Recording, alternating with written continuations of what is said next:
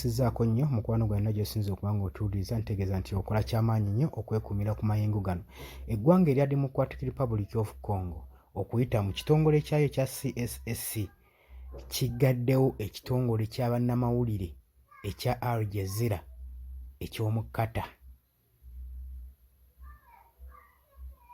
Kiggaddwawo, bakiwadde suspension. Kigambibwa nti bagususpectinze omukutu guno ennaku 9. Lwaki olowooza nsonga ki eguviiriddeko okuba nga bagususpectinze ennaku 9 gw'omukwano gwange ali eyampuliriza? Kutegeeza nti oli ku UG Updates TV kosinza okuba ng'otuwuliriza era ng'okola ky'amaanyi okwekumira ku mayengo gano. Gw'atanaba kuba ng'otweyungako kirya wansi waliwo ekigambo subscribe kikooneko ojja kuba osobola bulungi nnyo tweyungako omukwano gwange ali eyo yonna yonna gy'osinza okuba ng'otuwuliriza. Omukutu ogumanyikiddwa nga ogwa Al Jazeera guweereddwa suspension mu ggwanga erya Democratic Republic of Congo, nga Congo egamba guno guwa misinformation, kontana information etagendera ku mateeka, ate nga bagamba ennaku 3 eziyise emabega baakola interview ng'erimu propaganda kuba M23, ensonga etakkirizibwa mu ggwanga wano erya Congo. Bagamba nti nno okusinziira ku bigenda mu maaso mu ggwanga erya Uganda Congo, aba Al Jazeera baakwata ne bagenda ne bakola interview nga tebeeteeseteese, nga tebamanyi na byakwogera, ne bafulumya propaganda okusobola okuba nga ba-interruptinga operation yaabwe ey'okuyigga abayeekera bano aba M23. Tujjukira bulungi nnyo eri mu Northern Kivu abayeekera badde basazeeko ebitundu obubi gwe obusinga.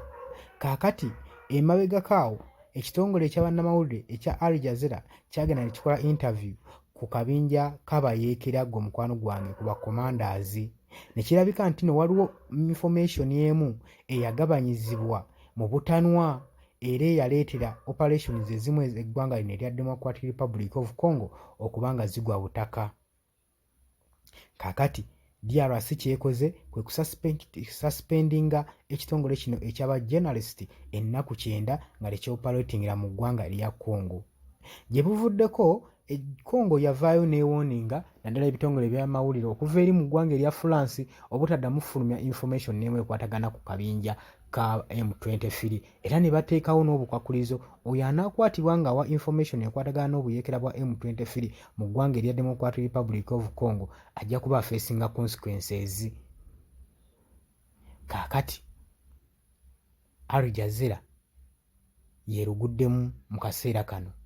Kino nno kitaddewo mixed reactions eri bannamawulire era nga kiraga kifaananyi nti eggwanga erya Democratic Republic of Congo lyefuze ensonga y'amawulire olw'ensonga tebaagala mawulire agamu kusaasaana naddala mu kaseera kano tebalimu ak'okuyigga abayeekera ba M23. Bagamba bafuna information okuva ku bannamawulire era yabadde ensobi journalist owa Al Jazeera okuinterviewinga abayeekera ba M23 gwe mukwano gwange ali eyo ampuliriza.